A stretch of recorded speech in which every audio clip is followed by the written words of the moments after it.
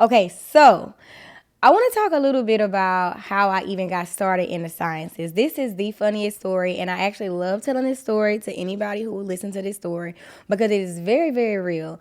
So, my career in the sciences started as a ninth grader. And I remember very vividly that I wanted to compete in the science fair. And at this time, in order to compete in the science fair, you had to have a qualified scientist. That's what it was called at the time. You had to have a person who was willing to sign off on your science fair document saying that this was sound science and this is worthy of competition. So I remember at the time, ninth grade, not knowing anything about a scientist and where would I get somebody to sign this form. So I remember Googling scientists in Houston. I remember this is so vivid.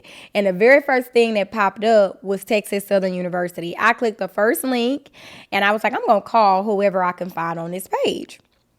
So I called, a faculty member answered, and I was like, hey, I need a qualified scientist for my science fair project. Can you sign this paper for me? I need somebody who is willing to agree that they would be my qualified scientist.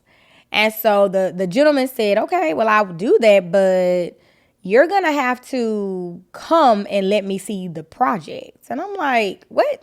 Why do you even need to see the project? I'm just trying to get somebody to sign.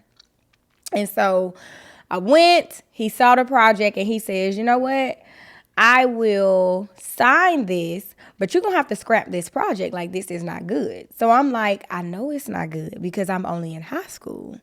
And so he was like, but no, in order for me to sign this, you are going to have a college level project. And that was something that I was not at all prepared for. So my biology teacher took me to TSU to meet with this particular faculty member. And I remember that evening he said, nope, we scrapping it. You're going to have to do something else. And from that day forward, he had me come to TSU to work on this project.